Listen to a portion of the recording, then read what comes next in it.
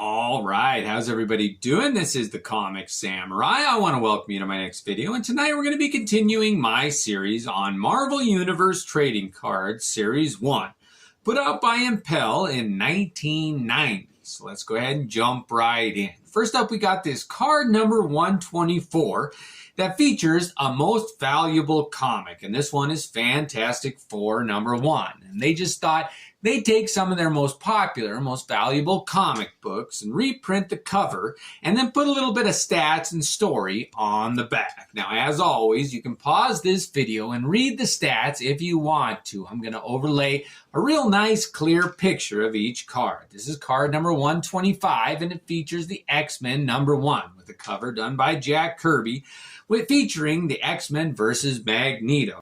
Next up, we got Amazing Fantasy number 15 on this card number 126, and it features Spider-Man's first appearance here. And we're going to let you take a look at some of the stats on the back there. And they did a good job of kind of replaying the events that were happening at the time when each of these comic books came out. Next up, we got card number 127, which features the Punisher. Now, they called it Volume 2 #1. But I always called it Volume 1, just the regular series, and the limited series was his Volume 1, in my opinion there. We'll go ahead and let you see some of the stats on the back of that one here. Next up, we're moving on to Journey into Mystery number 83, featuring the first appearance of Thor, of course. Now, this one harkens all the way back to 1962, and it's a comic that's out of a lot of ours range. It was fun to have these cards where you could say, yeah, I've got the card that tells me all about things like this Amazing Spider-Man number 129, which is the first appearance of the Punisher. This is card number 129. Isn't that fitting there? And I like that they had some stats on the back there. And it told you a little bit about the comic and the characters involved. Next up, we got card number 130, and this features the Avengers #1. And it really is an iconic cover there, and just one of the great comic books that came out by Marvel. Next up, we got the Amazing Spider-Man #1 featured on this card number 131 here. Now, I did like collecting these, but it was a bit of a letdown when you got one of these cards. You wanted the heroes or the really good villains or the Art Adams, all original art. But next up is card number 132, featuring this giant-size X-Men #1. And that really is one of the most valuable comics right now. It is a hot one, and it always will be. Next up, we got card number 133, and this features Wolverine Limited Series #1. And it's interesting that they called this Wolverine Limited Series #1 on the back here, and not Volume 1 like they did with that Punisher card. Anyway, next up, we got Hulk number 181, and this is card number 134. But they say it's the first appearance of Wolverine, but earlier they said on some of the Wolverine cards that his first appearance was in Hulk 180. So it's interesting, the discrepancy that you'll find sometimes. Next up, we got card number 135 with Tales of Suspense number 39, which is the first appearance of Iron Man, of course. And it's fun to see how they chose to reprint these comic books. Most of these didn't have UPC boxes here, but they did change the coloring slightly on some of them. Next up is card number 136 that features Avengers #4, The Return of Captain America, of course. And this really is an iconic and important comic book in the Marvel mythos. Next up, we're moving into the team pictures with card number 137. And it's a good thing they did Fantastic Four for their very first team picture card, because they were Marvel's first family, and they really did sum up what teams were going to be like in the Marvel Universe from then on out. Next up, we got the Avengers on this card number 138 here. And when you think of teams for Marvel Universe, the Avengers are probably the first or second one with the X-Men that come to mind here, and for good reason, with all the attention they've got in the MCU lately.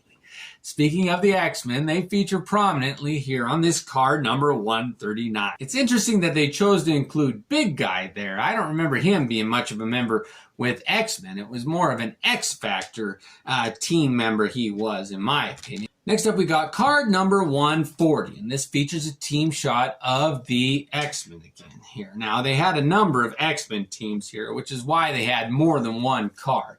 But they do tell you what the stats are. and what characters and what team it was that they decided to include. Next up, we got Cloak and Dagger featured on this card number 141 here. And they were one of Marvel comic books' most iconic duos. I really did like Cloak and Dagger and how they played off of each other. They had a great dynamic. Next up, we got the New Mutants, and this is card number 142. And I'm glad they featured Warlock. He was my favorite member of the New Mutants there. I wish they would have had Art Adams do the art on it, or Liefeld. I know, don't hate me for it, but I did like Liefeld's take on the New Mutants. Next up, they featured X-Factor on this card number 143 here.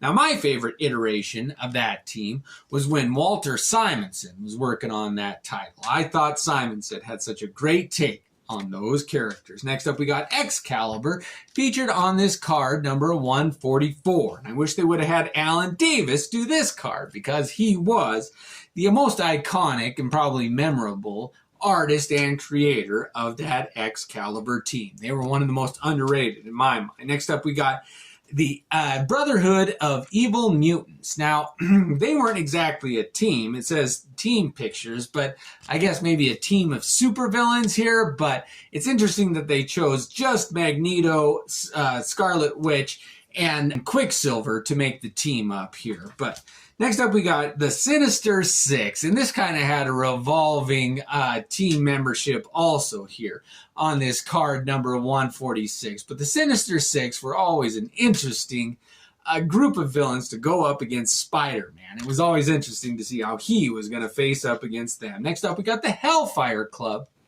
who were, of course, one of the X-Men's main team of villains.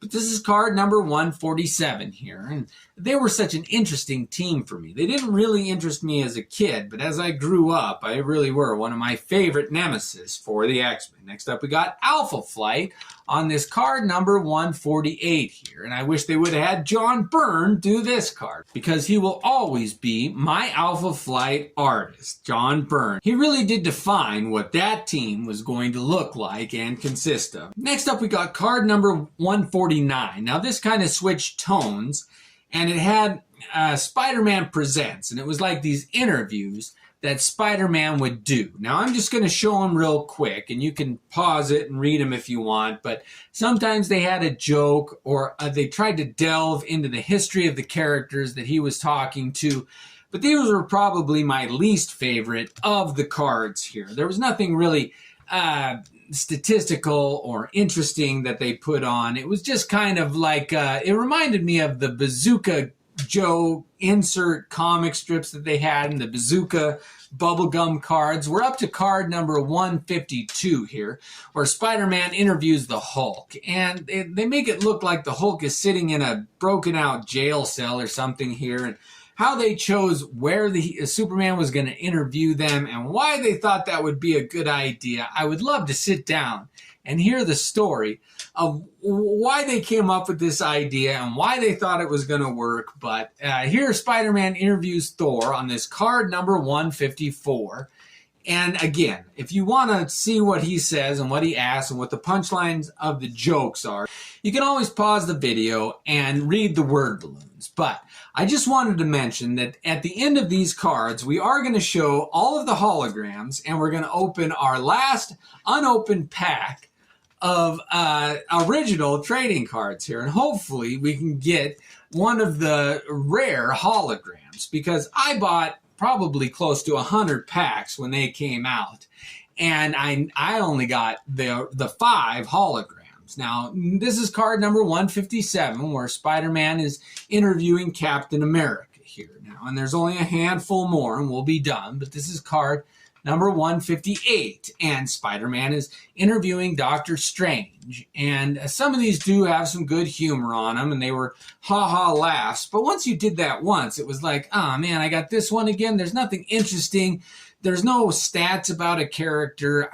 I wish they wouldn't have done as many, but it was good filler, I guess, and you had to have all of them. And this one where Spider-Man interviews Wolverine was probably my favorite. It does sum up Wolverine's dour disposition. Now, this Stan Lee card card number 161 has become quite sought after Stan Lee's passing, and for good reason. I really do think this was a well done card. However, when they came out, it was one of my least favorites. I didn't get it. I liked Stan Lee. I knew his story and everything, but the nostalgia hadn't got to me yet. So whenever I got this card, I was a bit disappointed, but it has really grown on me. All right, and the last card in this series was the checklist. That was card number 162 here, and it just lists all of the cards, what they were supposed to be on the front and the back, and it had the highlights of the titles of what series each one of the cards was. All right, well, let's go ahead and take a look at the holograms now, and then we'll move into opening that raw pack. All right, first up we got this hologram number 1, and I just wanted to get a quick shot of the back of all of these holograms. They are exactly the same. Each one of these holograms, all 5 of them, had the exact same back on them. But this first hologram, hologram number 1, was of the Amazing Spider-Man, and they chose to do his cosmic version here now, and it is a beautiful hologram. I really do like the colors and just how this one came off. The execution of this card was really well. It is a fun one, and what a great way to kick it off. All right, the second hologram card is the Magneto card here. And I don't know why they chose him to be the villain to be represented in the holograms, but they did. And it is a beautiful card with those background of rings. It really is a fun one there. And this was the first hologram I got, so I was so excited to see if I could find the other ones. It's a fun way to start it out. Next up, we got hologram number 3, and it features the Silver Surfer there. And if there was one character who really did lend himself well to a hologram treatment, it was the Silver Surfer. Oh, I just think that is a beautiful card there. How those planets and stars in the background just seem like they're on a different level than him. Oh, that is a fun hologram there. All right, hologram number 4 features Wolverine, and this is by far my favorite hologram of the whole series. I thought they did such a great job of capturing Wolverine in all of his goodness right there in 1990. It sums up what a great Wolverine image was at that time, and this really is the peak of my love for that character. What a great hologram and a great card. I'm glad to have that one. All right, the 5th and final hologram is this number 5 that features Spider-Man versus the Green Goblin here now, and this is the only one that is a battle hologram, but oh, it really is a fun one there. I hope you can see those characters there, and they just captured a great image of them flying around with all the colors and depth, and the Green Goblin on his jet there, and Spider-Man with his webbing flying at Green Goblin. Oh, that really is a great hologram that they chose to do for their last one of the 5 in that Marvel Universe Series 1. All right, let's move it on, and we're going to go ahead and open up this last pack of unopened cards that I've got. So I'm going to cut a little slit in the back here, and we'll pull the cards out and see if we can't find ourselves a hologram here. All right, let's see what we've got. Now, here we go. For the first time ever, we're seeing these cards. These came out in 1990. So 34-year-old cards. I did get a hologram. Are you kidding me? Oh, how fun is that? Oh, I can't believe it. It's that 5th hologram, the Spider-Man versus Hobgoblin. Oh, that is so funny here. Let's see. I just put that hologram down. And, oh, isn't that funny? All right, well, I've got 2 copies of that one, so I'm going to go ahead and give this one away. Whoever wants it, let me know. I'll give it to the first person, I guess, that says they want it. But, oh, that's so fun. I am so glad I got a hologram. I bought 3 packs that were unopened off of eBay for like $20 a pack, and I got a hologram. How fun is that? All right, well, let's see what else was in that pack. That makes it so worthwhile. All right, we got another Dazzler card here. Let's see if we can get some Wolverines or some Spider-Man. We got a Captain Britain, a Doc Ock, a Wasp. Oh, okay, a Hulk 181. All right, we got a Wolverine Jim Lee card here. Oh, that's so great. If anybody wants this one too, let me know. I got a couple copies of that. All right, we got Wolverine versus Sabretooth. All right, we got a Magneto card. What a great pack this was. Cyclops. We got Avengers #4. We got Ultron. And we got Iceman. All right, well, that was too fun. I was so hoping we got a hologram, and we did. Too fun. Well, thank you for joining me looking at these Marvel Universe Series 1 trading cards from 1990.